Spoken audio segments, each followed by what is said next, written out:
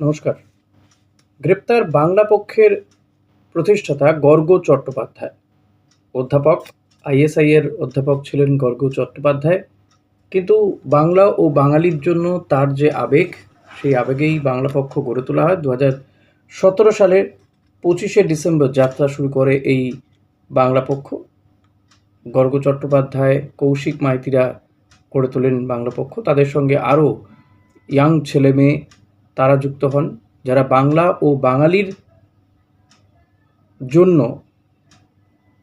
সুর চড়ান, গলা চড়ান এবং হিন্দি বা সাম্রাজ্যবাদীদের যে আগ্রাসন, সেই আগ্রাসনের হাত থেকে বাঙালিকে বাঁচাতেই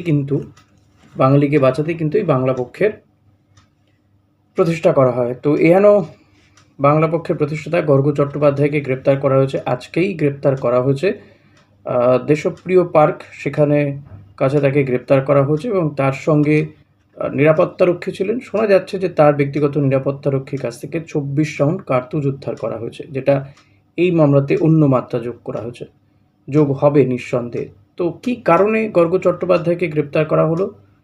পুলিশের সূত্রে যেটা জানা যাচ্ছে যে নির্বাচন যে আমরা দেখেছি যে 26-এর যে বিধানসভা নির্বাচন শেষ হয়েছে, তাতে বহু অভিযোগ উঠছে কমিশনের ভূমিকা নিয়ে। অনেকেই প্রশ্ন তুলেছেন। গর্গ চট্টোপাধ্যায় তিনিও সোশ্যাল মিডিয়াতে এই নিয়ে সোচ্চার হয়েছিলেন।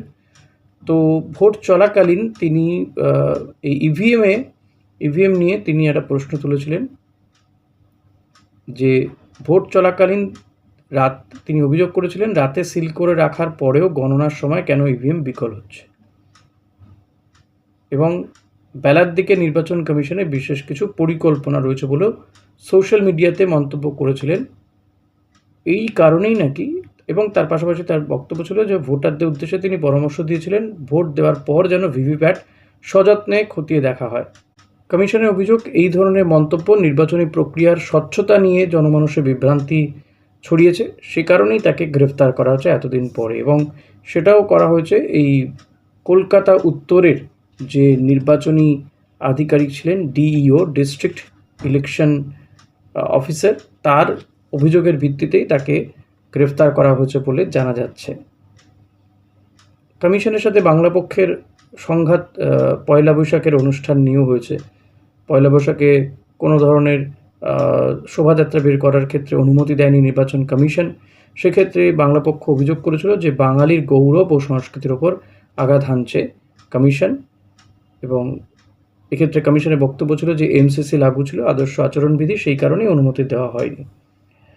বাঙালির অস্মিতা নিয়ে বরাবরই সোচ্চার হয়েছেন গর্গ চট্টোপাধ্যায়। ইনফ্যাক্ট তিনি আমাকেও অনেকবার ইন্টারভিউ দিয়েছেন এই বিষয় নিয়ে। বাঙালি যুবক যুবতীদেরকে অগ্রাধিকার দিতে হবে সরকারি ক্ষেত্রে, বিদ্যুৎ দপ্তরে, সেখানে স্কুলগুলোতে বাংলা বাধ্যতামূলকভাবে পড়াতে হবে, সে ইংলিশ মিডিয়াম হোক যাই হোক। এই ধরনের একাধিক দাবি স্কুল স্তরে সমস্ত বোর্ডকে বাংলাকে অগ্রাধিকার দিতে হবে, আবশ্যিক পাঠ্য করতে হবে। হিন্দি আগ্রাসনের বিরুদ্ধে তিনি বারবারই গলা চড়িয়েছেন। তো ভোট মিটে যাওয়ার পরে তাকে নিয়ে অনেকের নানান মন্তব্য পাওয়া গিয়েছিল।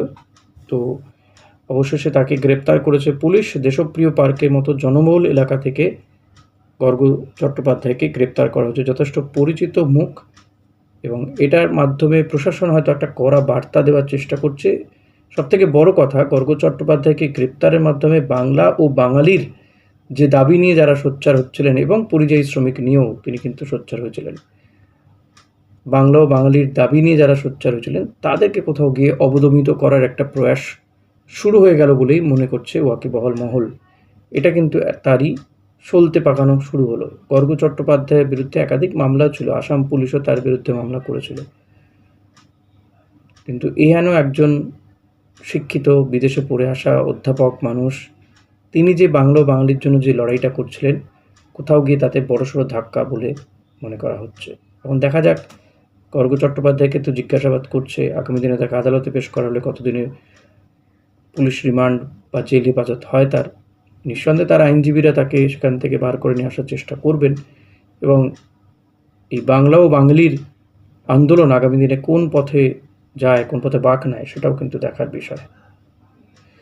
আজ এখানেই শেষ করছি। ভিডিওটা ভালো লাগলে লাইক কমেন্ট শেয়ার করবেন, এবং আপনারাও যদি প্রতিবাদ জানাতে চান প্লিজ কমেন্ট বক্সে গিয়ে এই গ্রেপ্তারির প্রতিবাদ জানাতে পারেন, কমেন্ট বক্সে কমেন্ট করে।